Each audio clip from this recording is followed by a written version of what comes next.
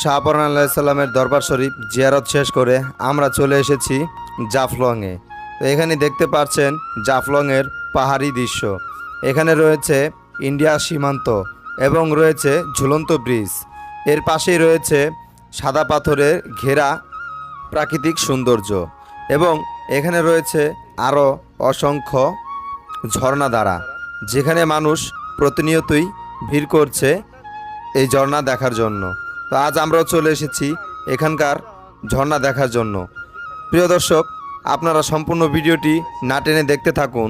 আমরা আপনাদের নিয়ে যাব সেই ঝর্ণাধারায়, যেখানে রয়েছে অসংখ্য প্রাকৃতিক সৌন্দর্য ও মনোমুগ্ধকর এক দৃশ্য।